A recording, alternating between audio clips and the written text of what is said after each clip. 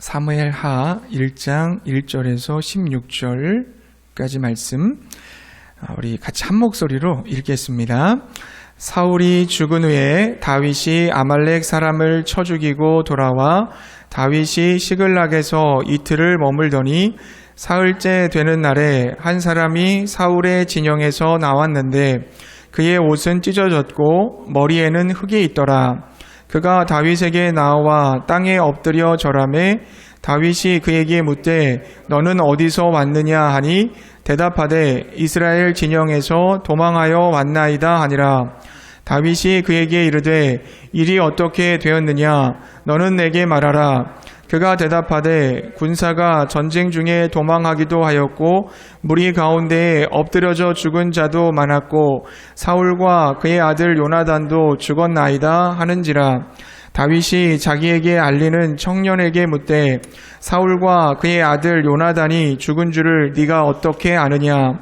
그에게 알리는 청년이 이르되 내가 우연히 길보아 산에 올라가 보니 사울이 자기 창에 기대고 병거와 기병은 그를 급히 따르는데 사울이 뒤로 돌아 나를 보고 부르시기로 내가 대답하되 내가 여기 있나이다 한즉 내게 이르되 너는 누구냐 하시기로 내가 그에게 대답하되 나는 아말렉 사람이니이다 한즉 또 내게 이르시되 내 목숨이 아직 내게 완전히 있으므로 내가 고통 중에 있나니 청하건대 너는 내 곁에 서서 나를 죽이라 하시기로 그가 엎드러진 후에는 살 수 없는 줄을 내가 알고 그의 곁에 서서 죽이고 그의 머리에 있는 왕관과 팔에 있는 고리를 벗겨서 내 주께로 가져왔나이다 하니라. 이에 다윗이 자기 옷을 잡아 찢음에 함께 있는 모든 사람도 그리하고 사울과 그의 아들 요나단과 여호와의 백성과 이스라엘 족속이 칼에 죽음으로 말미암아 저녁 때까지 슬퍼하여 울며 금식하니라. 다윗이 그 소식을 전한 청년에게 묻되 너는 어디 사람이냐 대답하되 나는 아말렉 사람 곧 외국인의 아들이니이다 하니 다윗이 그에게 이르되 네가 어찌하여 손을 들어 여호와의 기름 부음 받은 자 죽이기를 두려워하지 아니하였느냐 하고 다윗이 청년 중 한 사람을 불러 이르되 가까이 가서 그를 죽이라 하매 그가 치매 곧 죽으니라. 다윗이 그에게 이르기를 내 피가 내 머리로 돌아갈지어다. 내 입이 내게 대하여 증언하기를 내가 여호와의 기름 부음 받은 자를 죽였노라 함이니라 하였더라. 아멘. 사울의 죽음으로 사무엘상이 끝났습니다. 이제 사울의 죽음 이후에 어떻게 다윗이 이스라엘의 왕으로 세워지는지에 대한 내용을 사무엘하를 통해서 살펴보도록 하겠습니다. 오늘 우리가 읽은 사무엘하 1장 1절부터 16절까지의 말씀, 이 내용은 어떤 내용입니까? 다윗이 시글락을 약탈하고 그 아내들을 포함한 모든 사람들을 끌고 갔던 아말렉 쪽을 쳐 승리하고 모든 사람들과 노획물들을 이끌고 다시 시글락으로 돌아와서 쉬고 있었습니다. 자, 그렇게 3일째가 되던 날 사울의 진에서 한 소년이 전쟁에 대한 소식을 가지고 다윗을 찾아왔습니다. 그는 옷이 찢어지고요. 그리고 좀 초라한 모습으로 머리에 흙을 뒤집어 쓰고 있었습니다. 그는 다윗에게 이스라엘과 블레셋의 전쟁에 대한 보고를 합니다. 블레셋에게 이스라엘은 대패했고 사울과 아들 요나단이 전장에서 죽었다는 것입니다. 그리고 그 증거로 사울의 왕관과 그의 팔찌를 내보였습니다. 자, 그는 사울 왕이 어떻게 죽었는지에 대해서 설명을 해요. 적들이 사울 왕에게 접근하고 있었고 사울은 부상을 심하게 입은 상태였습니다. 그때 사울이 뒤를 돌아보고 자신을 불렀고 지금 내가 너무 괴로우니까 나를 죽여달라고 부탁했다는 겁니다. 그래서 그는 도저히 사울이 살아있을 것 같지 않아서 살아날 수 있을 것 같지 않아서 그의 고통을 덜어주고자 사울 왕의 명령대로 그를 죽였다는 것입니다. 그리고 그의 왕관과 팔찌를 가져왔다고 말했어요. 여러분, 이 소년의 한 말이 사실입니까? 사실이 아니죠. 성경은 사울이 어떻게 죽었다고 기록을 하고 있어요? 사무엘하 31장 3절 이하를 보게 되면 사울이 적의 활에 맞았습니다. 중상을 입었어요. 더 싸울 수도 없고 그렇다고 후퇴해서 빠져나갈 수도 없는 그런 상황에서 사울은 그의 무기를 들고 있는 그 병사에게 내가 블레셋 사람들의 손에 사로잡혀서 비참하게 죽기보다는 네가 나를 죽여라 라고 명령을 합니다. 그러나 병사는 어떻게 합니까? 그래도 이스라엘의 왕이란 말이죠. 이스라엘의 왕 사울을 죽일 수는 없었습니다. 그러자 사울은 자신의 칼을 뽑아 세워놓고 그 칼 위에 엎드러지고 맙니다. 자살하고 만 거죠. 사울은 자살했지 누군가의 칼에 의해서 죽임을 당한 것이 아니었습니다. 그렇다면 이 소년은 왜 거짓말을 했을까요? 이 소년은 자신을 이스라엘 진영에서 온 아말렉 사람이라고 말했습니다. 블레셋과의 전쟁에서 아말렉 사람들이 용병으로 투입된 것일까요? 그것은 아닐 겁니다. 사울이 왕위에서 내려왔던 가장 결정적인 이유는 뭐예요? 아말렉 사람을 진멸하라고 하는 하나님의 명령을 어겼기 때문에 그 왕자에서 내려올 수밖에 없었어요. 어찌 보면 아말렉에게 이를 갈고 있는 게 사울이라는 겁니다. 그들을 이스라엘 군대에서 끌어들이지는 않았을 것입니다. 그럼 이스라엘 진영에 나온 이 아말렉 소년은 누구일까요? 여러분 13절에 보면 다윗이 다시 한번 그 소년의 정체를 물어봐요. 그때 그는 이렇게 대답을 합니다. 나는 아말렉 사람 곧 외국인의 아들이니이다. 무슨 말입니까? 저는 이스라엘 땅에 거주하는 아말렉 사람의 아들이라는 겁니다. 그러니까 그는 이스라엘에 정착해 사는 이방인인 거죠. 이스라엘 사람들만 순수하게 있는 게 아니에요. 수많은 잡족들이 섞여 있었거든요. 그 중에 아말렉 족속도 있었는데 그 아말렉 족의 아들이라는 거죠. 따라서 이스라엘의 사정을 어느 정도 잘 알고 있었을 것입니다. 사울과 다윗의 관계도 알고 있었을 거예요. 사울이 다윗을 시기해서 죽이려고 했고 다윗은 사울을 피해 도망 다니다가 결국 블레셋까지 망명했다는 것도 알고 있었을 것입니다. 그러므로 다윗에게 있어서 사울이 원수 같은 존재라는 것을 알고 사울의 죽음을 다윗에게 보고함으로써 다윗의 인정과 칭찬을 받으려 한 것입니다. 이 소년은요, 굉장히 정치적이고 기회주의적인 성향을 가진 사람이에요. 그리고 역사의 방향과 시대의 흐름을 정확하게 인식하고 있는 굉장히 분별력 있고 똑똑한 사람이었습니다. 사건을 재구성해보면 이럴 것 같아요. 실제로 이랬을 것입니다. 아말렉 소년은 블레셋 사람들이 패배한 이스라엘 사람들의 그 전리품을 약탈하고 사울과 그의 아들들의 시신을 훼손하기 전에 먼저 이 아말렉 소년이 그 전장에 도착을 한 것 같아요. 여러분, 그 사무엘상 31장 보면은 블레셋 사람들이 전리품들을 다 수거해 가거든요. 그리고 사울의 시체와 그의 아들들의 시체를 훼손합니다. 그래서 블레셋 사람들한테 이렇게 조롱거리를 만들어 버리거든요. 그 사건이 있기 전에 이 아말렉 소년이 그 전장에 간 거예요. 그 현장에 도착을 한 거예요. 그리고 거기서 우연히 사울의 시체를 발견한 거죠. 그래서 이 소식을 다윗에게 알릴 것을 결심합니다. 사울의 죽음을 다윗이 기다리고 있고 기뻐할 것이라고 생각하고 다윗에게 달려간 것입니다. 자, 만약 전쟁이 끝난 후에 약탈할 것을 찾고자 내가 갔다라고 얘기한다면, 그러다가 사울의 시신을 보았다고 하면 다윗이 별로 기분이 안 좋았을 거예요. 전쟁이 끝났는데 왜 네가 거기 가 있냐. 진노했을 것이고, 또 자신도 전쟁 후에 그 남겨진 전리품들을 수거하는 그런 일들을 하는 사람이기 때문에 체면도 말이 아닌 거죠. 그래서 그는 자신이 사울의 죽음을 도운 영웅적인 사람인 것을 부각시키기 위해서 말을 지어낸 겁니다. 자, 사울의 죽음을 목격한 아말렉 소년의 진술이 6절부터 10절에 기록되어져 있어요. 그럼 무엇이 강조되어 있는 것 같습니까? 그 본문을 쭉 보시면요, 반복되는 말이 나와요. 내가, 나를, 이게 강조가 되어 있습니다. 내가 우연히 길보아 산에 올라가 보니 나를 보고 부르기로 내가 대답하되 내가 여기 있나이다. 내게 이르되 내가 그에게 답하되 내가 했다고, 내가 다 본 거라고 자신이 한 일을 자랑하고 드러내고 싶은 의도를 읽을 수가 있습니다. 그는 다윗의 칭찬과 인정을 받고 싶었던 거예요. 다윗의 왕국이 세워질 때 나도 옆에서 좀 한 자리 차지할 거라는 기대에 부풀었을 것입니다.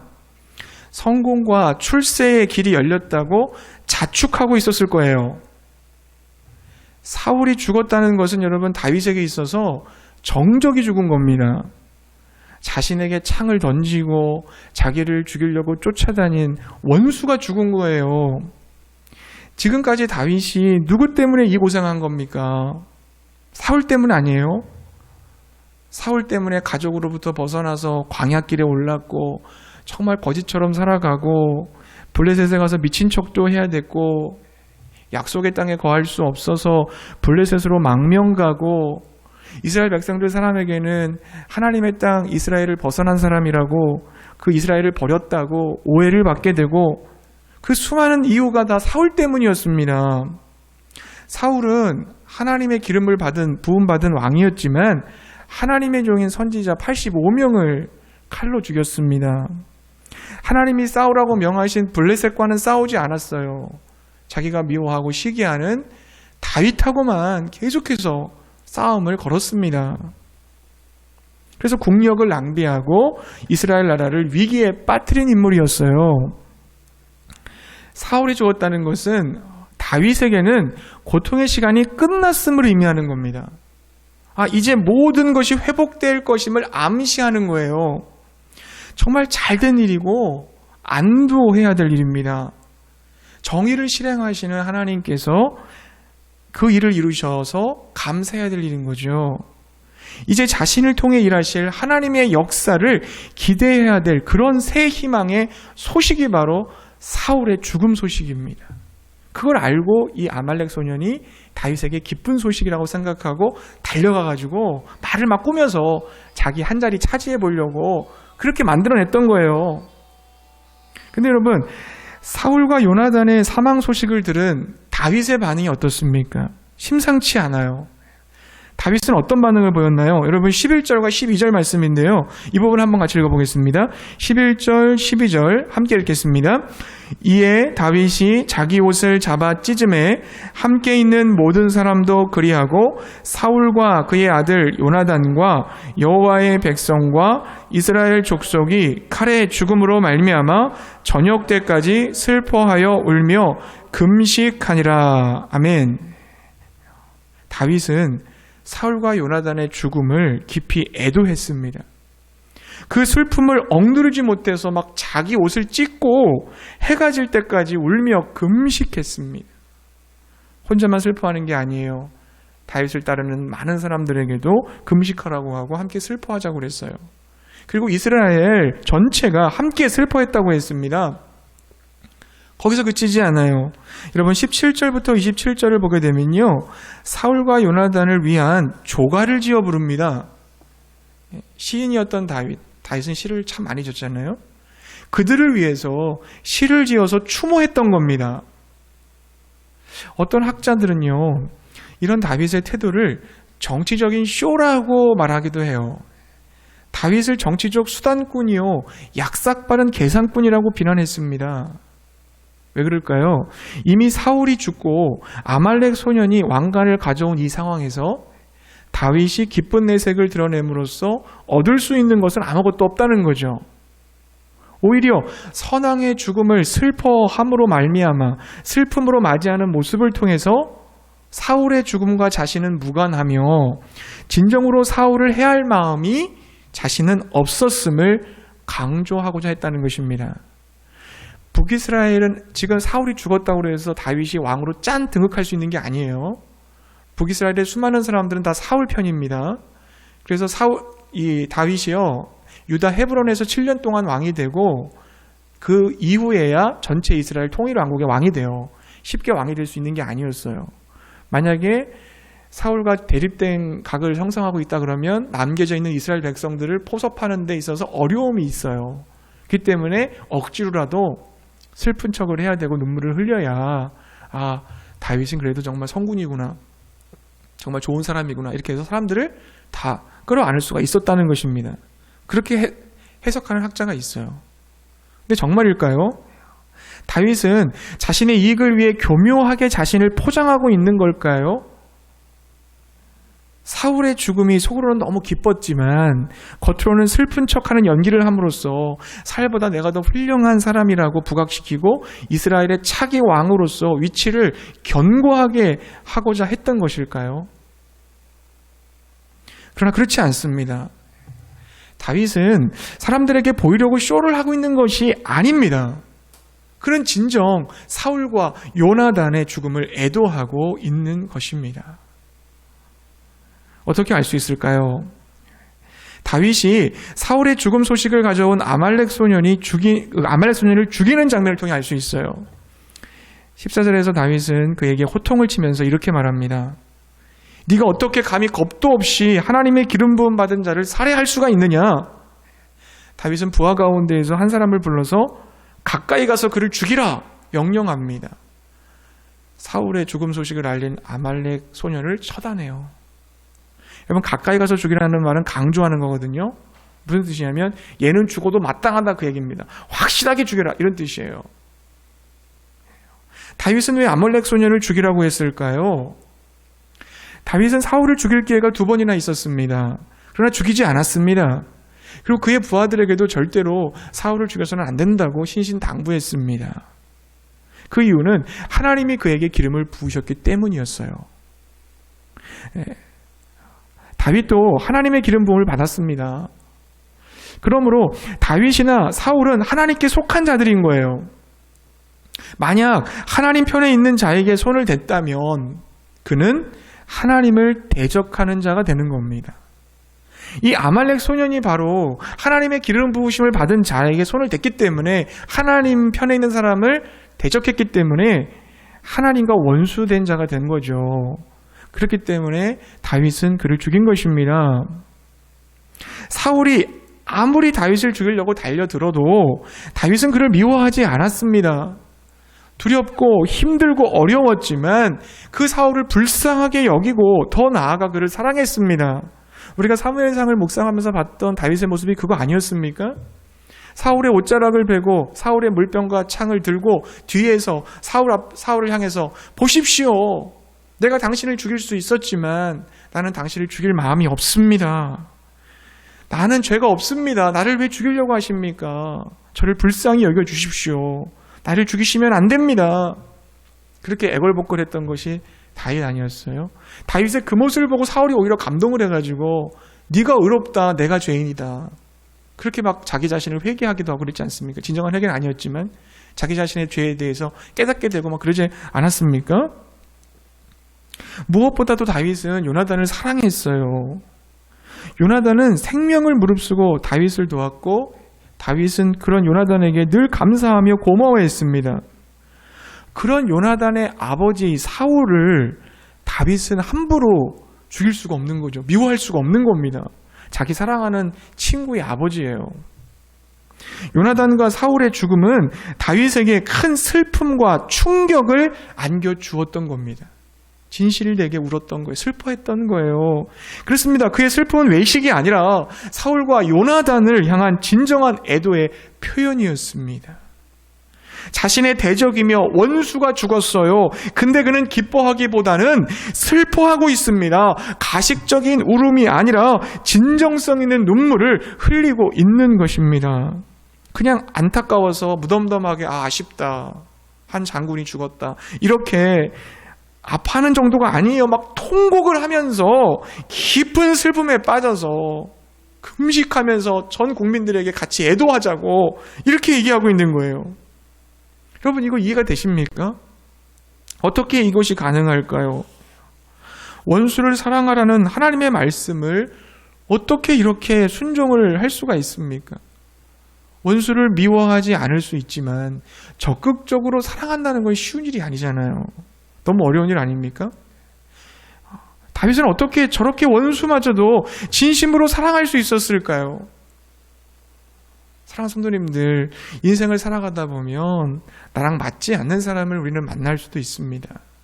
아니, 나를 괴롭히는 사람, 나와 부딪히는 사람을 마주하게 됩니다. 그때 때로 나의 대적이 되고 나의 원수가 되어서 나를 공격하고 힘들게 하는 사람과 내가 함께 살아가야 될 때도 있는 거예요. 그때 그리스도인으로서 우리는 어떻게 그런 사람들을 사랑할 수 있을까요? 원수 같은 사람들을 사랑하려면 여러분 어떻게 해야 될까요? 두 가지 정도 좀 보기 원합니다. 첫 번째는 하나님의 주권에 모든 것을 맡겨야 한다는 거예요. 하나님의 주권에 모든 것을 맡겨야 한다는 겁니다. 여러분 지금 이스라엘의 기름 부음 받은 자가 2명이에요. 한 명은 사울, 또 한 명은 다윗입니다. 그럼 이 문제를 누가 해결해야 되는 겁니까? 하나님이 해결하셔야죠. 기름 부음을 누가 주어줬어요? 하나님이 주셨잖아요. 하나님의 절대 주권 속에서 하나님이 이스라엘의 왕을 지금 2명을 두는 상황이었단 말입니다.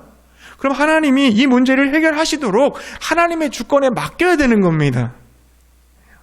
다윗은 이 문제를 하나님께 맡겼어요. 하나님께서 해결하시도록, 하나님이 역사하시도록 맡겼습니다. 그래서 그는 2번이나 사울을 죽일 수 있었지만 죽이지 않은 거예요. 자신이 죄를 범하면서까지, 하나님의 뜻을 어기면서까지 하나님이 하실 일을 내가 하려고 하지는 않았던 것입니다. 그러나 사울은 여러분 어때요?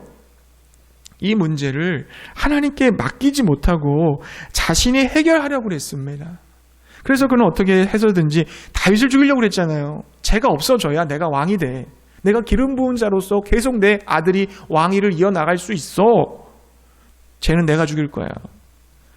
다윗도 하나님의 기름 부음 받은 사람이에요. 사실은 그를 죽이는 것은 곧 뭡니까? 하나님께 죄를 범하는 겁니다.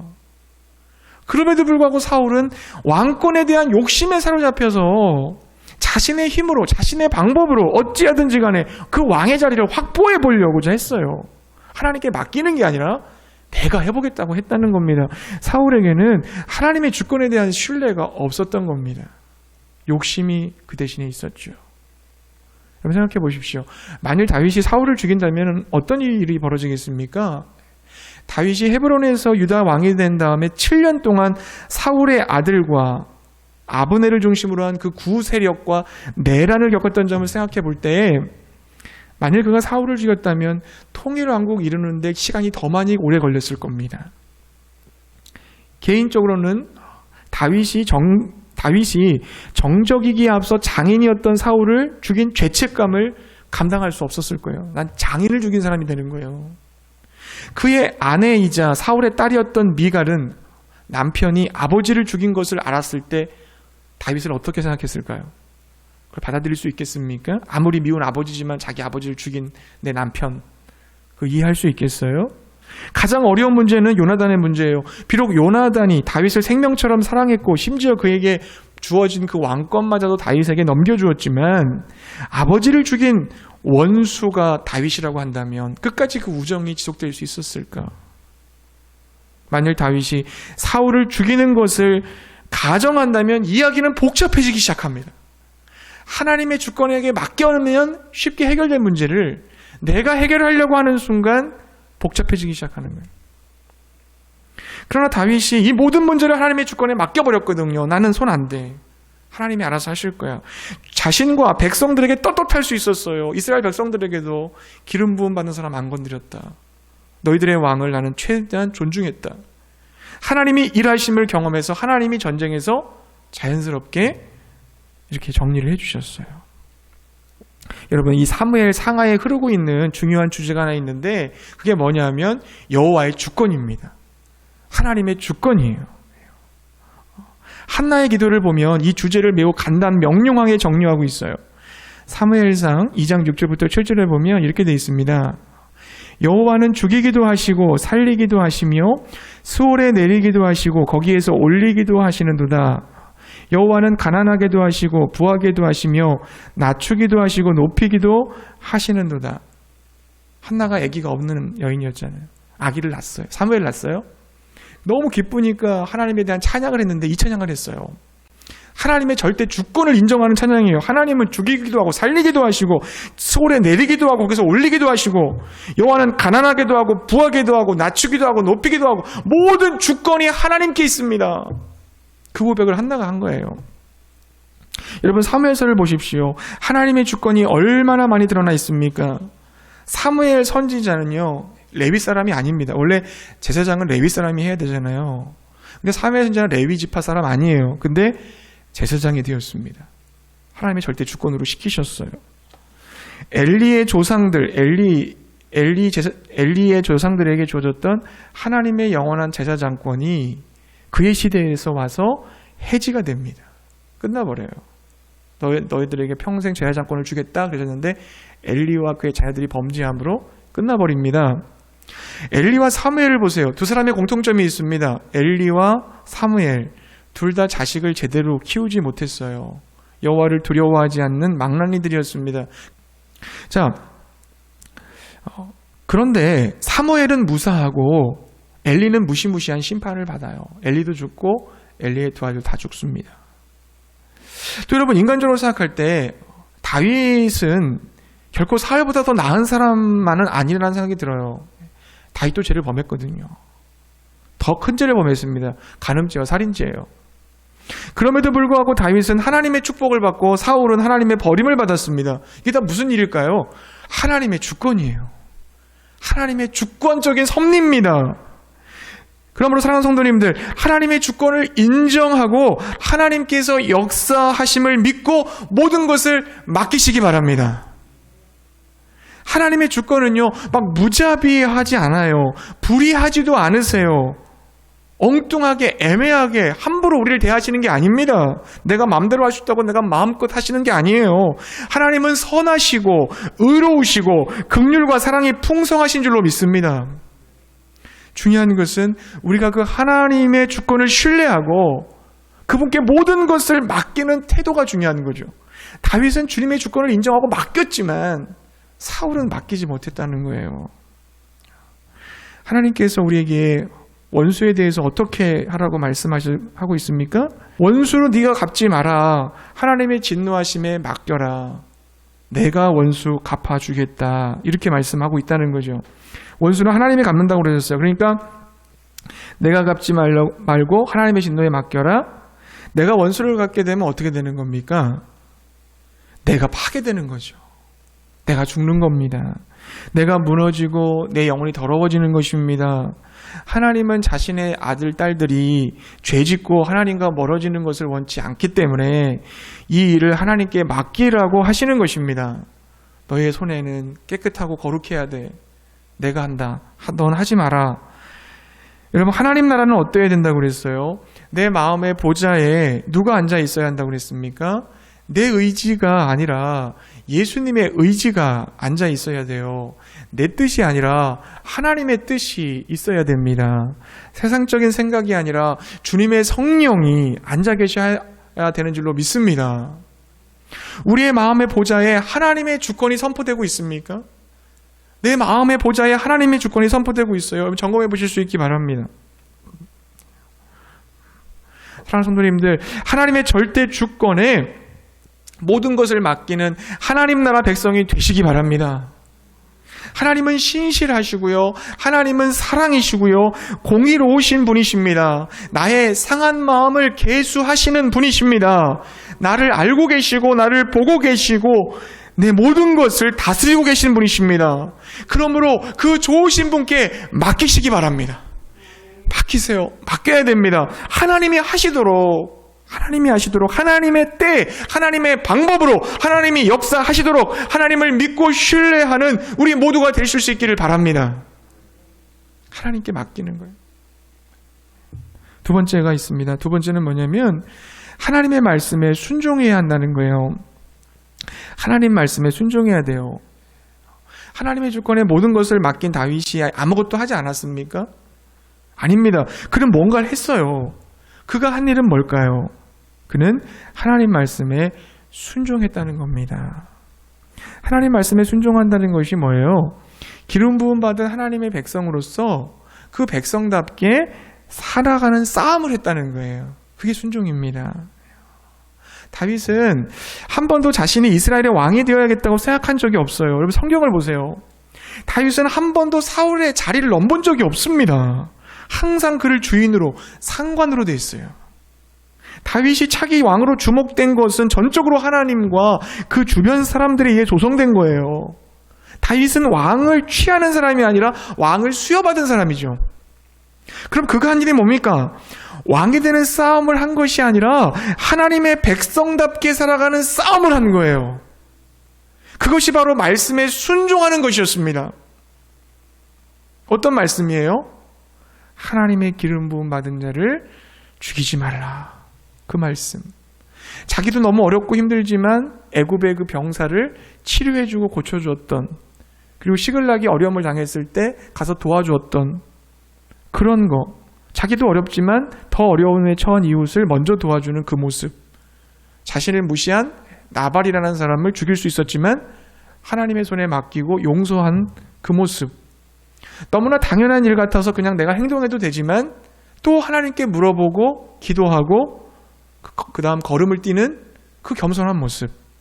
그 모습들이 순종의 모습이었어요. 여러분, 말씀에 순종하는 것이 쉬운 일입니까? 내가 순종하고 싶은 걸 순종하는 건 쉬워요. 그러나 순종하기 어려운 걸 순종하는 것은 어렵습니다. 때로는 내 의지를 꺾어야 되는 거예요. 순종해야 그렇게 꺾고 순종할 때가 있습니다. 내 자신을 부인하고 십자가를 져야 할 때도 있는 겁니다. 정말 너무 힘들고 어려운 일이지만 하나님이 원하시기 때문에 울면서까지 아멘 하면서 그 길을 가야 될 때가 있는 거예요.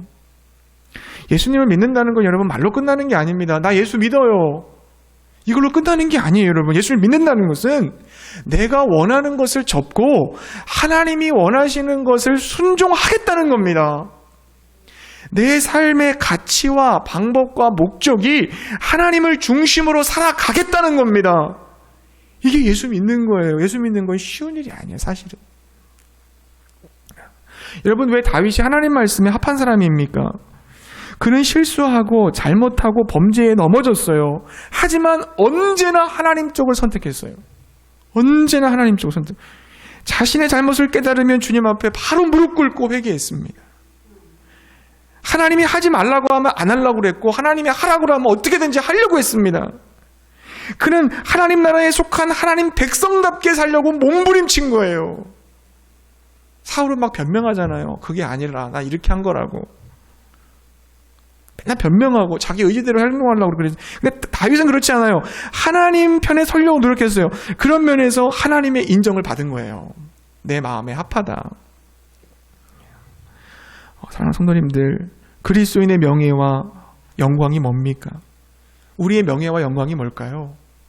내가 돈을 많이 벌어야 하나님께 영광이 됩니까? 자녀가 좋은 대학 가고 출세해야 명예로운 겁니까?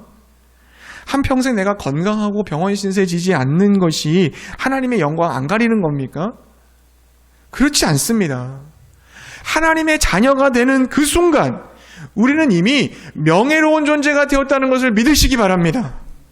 하나님 자녀가 된 게 명예로운 존재가 된 거, 영광이에요. 이미 뭐가 될 필요가 없어요. 뭐가 되려고 할 필요도 없어요. 어떤 존재가 될 필요가 없습니다. 이미 되었어요. 이미 되었어요. 이미 영광스럽고 명예로운 하나님의 자녀가 됐다는 것을 믿으시기 바랍니다. 이제 나는 하나님의 자녀가 되기 위해서, 하나님의 자녀로 인정받기 위해서 사는 게 아니에요. 하나님 자녀가 이미 되었기 때문에 하나님의 자녀답게 사는 삶을 살아야 됩니다. 하나님의 자녀로서의 명예와 영광을 지키기 위해서 살아야 될 줄 믿습니다. 그 삶이 뭐예요? 하나님 말씀에 순종하는 삶이에요. 그게 하나님 말씀에 순종하는 삶이에요. 번거롭고 수고스러워요. 그렇게 살려면. 하지만 그 명예로운 길이고 순종의 길이 그래. 좁은 길이에요. 하지만 쉽고 빠르고 편한 길 같지만 불순종의 길을 가면 안 됩니다. 불순종의 길을 가면 안 돼요. 여러분, 내가 당하는 원통함과 고난이 나를 망하게 하는 게 아니에요, 여러분. 그 모든 어려움들이 나를 망하게 하는 게 아닙니다. 누구 때문에 내 인생이 끝났다고 말하지 마세요, 여러분. 내가 순종하지 않아서 망한 겁니다. 내가 순종하지 않았어. 하나님은 어떤 문제도 역전시킬 수가 있어요. 예수님의 이름이 어떤 이름입니까, 여러분? 죽음도 예수님을 만나면 생명으로 바뀌어요. 불가능도 예수님을 만나면 가능으로 바뀌어요. 지옥도 예수님 만나면 천국으로 바뀝니다. 예수님 하나님이세요. 하나님의 절대 전능하신 주권을 가지고 우리를 사랑하고 계세요. 이를 계획하시고 성취하시는 분은 하나님이십니다. 그 모든 것을 우리는 맡기고, 나는 뭐예요? 예수님을 믿는 자답게 그 명예로움을 지키며 내게 주어진 삶 속에서 하나님께서 요구하시는 가장 작은 부분의 일까지도 순종해 나가야 될 줄 믿습니다. 하나님이 우리에게 요구하시는 순종은 여러분 대단하고 막 엄청난 게 아니에요. 정말 소소한 겁니다. 다니엘이 여러분 바벨론과 페르시아의 총독이 되려고 한 적이 없어요. 그저 하나님의 말씀에 순종하고 기도하며 하나님 백성답게 살아갔더니 하나님이 다니엘을 총독으로 세우셨다는 거 아닙니까? 요셉이 총리가 된 것도 마찬가지잖아요. 요셉이 뭐 꿈꾸고 나서 나 총리 되려고 막 기를 썼습니까? 주어진 고난과 어려움 속에서 순종하고 유혹을 벗어나고 성실하고 충성하고 기도하고 주님 의지하고 살아갔더니 어느 순간 하나님이 총리로 세워주신 거 아니에요? 하나님의 백성은 하나님 말씀에 순종해야 됩니다.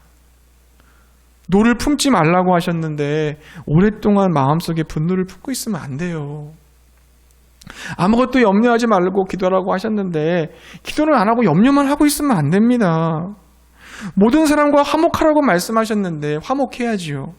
남을 돌아보라고 하셨으니 돌아봐야지요. 제자를 삼으라고 하셨으니 삼아야지요. 제자 삼는 것은 궁리하지 않고 돈 벌 궁리만 하면 안 돼요.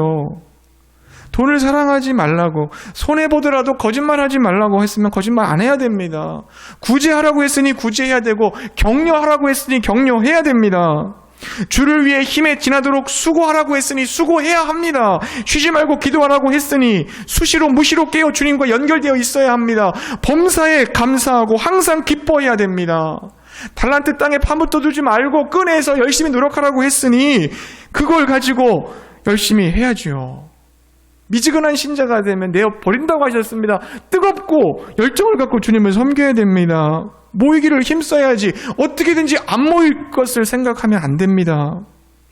원수를 사랑하고 욕심대로 살지 말고 맡겨진 직분에 충성을 다해야 될 줄 믿습니다. 이게 다 하나님께서 우리에게 하신 말씀이에요. 하나님 말씀을 기준으로 너희들이 분별하고 주의 뜻이 뭔지를 생각해봐라. 그렇게 해야죠. 그렇게 해야죠. 하나님 말씀에 순종하는 것, 그것이 하나님을 사랑하는 것이라고 그랬어요. 말로 하나님 사랑하는 거 아닙니다. 말로는 다 할 수 있습니다. 하나님 사랑합니다. 그리고 내 마음속에 감정적으로 하나님 사랑을 느끼는 거, 그것도 사랑 아닙니다. 사랑은 행하는 거예요. 물론 그것을 포함하고는 있어요. 감정으로 느끼기도 하고 말로도 표현하는 게 포함되어 있지만 그걸 통해서 그 사랑의 진정성을 느낄 수는 없어요. 행하는 거죠. 의지입니다. 사랑은 의지예요. 의지적으로 행하는 것입니다. 사랑하기 때문에 하나님의 뜻에 순종하는 것입니다. 그러므로 사랑하는 성도님들, 하나님의 자녀가 된 자로서 그 명예로움을, 그 로얄 패밀리, 우리는 하나님의 자녀야. 남들이 나를 비웃고 조롱한다 할지라도 어깨를 피세요, 여러분. 난 하나님의 자녀예요. 하나님의 명예와 권세가 있어요. 나의 작은 신임에도 하나님은 응답하세요. 내가 하나님을 부르기만 하면 하나님 달려오세요. 주님의 눈과 마음이 날 향해 있어요. 우린 그런 사람들이에요. 그 명예로움을 지켜가며 하나님 말씀에 순종하시기 바랍니다. 그게 다윗이었어요. 그것이 하나님의 마음에 합한 사람이요 하나님을 사랑하는 사람의 모습인 줄로 믿습니다. 말씀을 정리할게요. 원수와 같은 사람이 여러분 혹시 있습니까? 내가 하려고 하지 마세요. 하나님께 맡기십시오. 하나님께 맡기세요. 그리고 하나님의 자녀답게 순종하십시오. 그 품위를 지키세요. 그를 위해 기도하고 용서하고 우리는 사랑합시다. 내 힘으로 하는 게 아니에요, 여러분. 내 안에 계신 예수님, 내 안에 계신 성령님의 능력으로 되는 줄 믿습니다. 오히려 그 일을 통해, 그 문제를 통해서 하나님이 나를 주의 보좌 앞으로 더 가까이 이끌어 주시는 거예요.